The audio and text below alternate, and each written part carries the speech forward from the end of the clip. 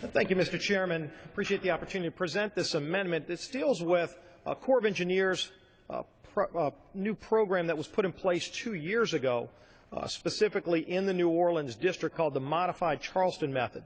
The Corps changed the usual and normal method for mitigation. Any kind of mitigation that's done on wetlands throughout the country, you have to mitigate if you're going to do development, and everybody understands that. Everybody's worked with that over the years, but 2 years ago the Corps changed specifically for the New Orleans district that process, and literally put in place a process that's made it very unworkable to do a lot of our flood protection projects and economic development projects.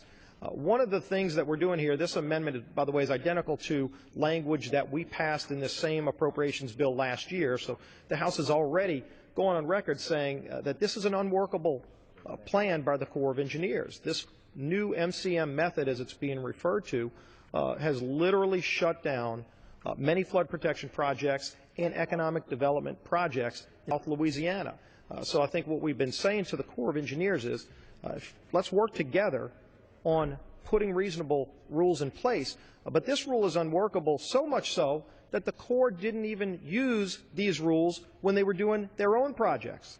And so I think Americans understand that, you know, when government tries to impose rules on the people and yet doesn't even follow those same rules themselves, it shows there's a problem.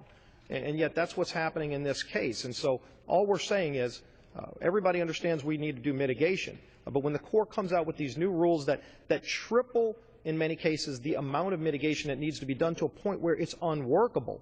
And as an example, just last year, Corps permit applications for development projects were down by 33% because they literally took off the table the ability to do any kind of development in many areas of South Louisiana. That's not how rules and regulations are supposed to work. You ought to be working with local communities and not saying you can't even protect yourself from flooding.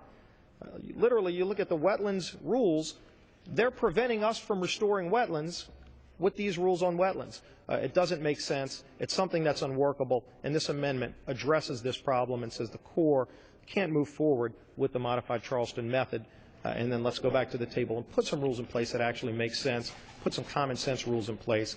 And with that, I yield back the balance of my time and urge adoption.